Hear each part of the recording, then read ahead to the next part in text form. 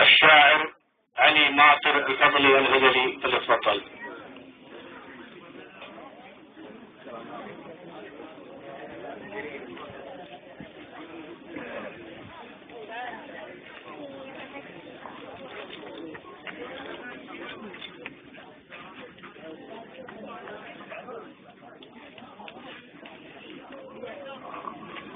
مساكم الله بالخير.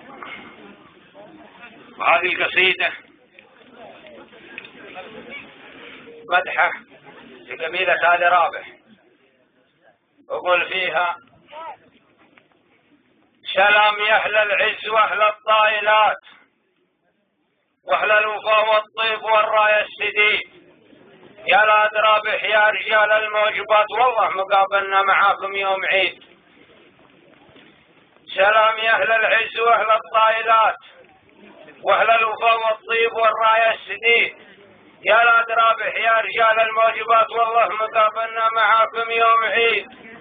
يا كاسبين الطين من كل الجهات، واللي يخاويكم ترى دايم سعيد، أفعالكم مثل الجبال الشامخات، هذا كلام الصدق مع أنه نحيد. يا كاسبين الطين من كل الجهات، واللي يخاويكم ترى دايم سعيد، أفعالكم مثل الجبال الشامخات، هذا كلام الصدق مع أنه نحيد. وانتم على النخوة وقوم الوافيات، وانتم على الوقفات والفعل الأكيد، تاريخكم معروف في كل الصفات، متماسكين ولا يفرقكم بريد.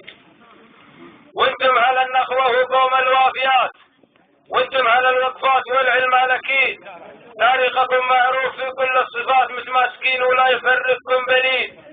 وانتم متعبت الخيول المسرجات، ورجالكم وقت الشدايد ما يبيد، فزعاتكم مثل الرواس النايفات، اللي مزعزعها ابوب ولا جليد، متكاتفين وعلمكم ما جافوات، متكاتفين ورايكم راي جويد.